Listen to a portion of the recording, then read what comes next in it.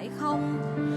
Thời gian và không gian bỗng dưng như lắng lại bởi một bài hát đã qua, mang theo những tháng ngày kỷ niệm, bâng khuâng và vang vọng. Giọt nắng cứ chao đảo bên thềm ký ức, làm sóng sánh cả một niềm thương nhớ.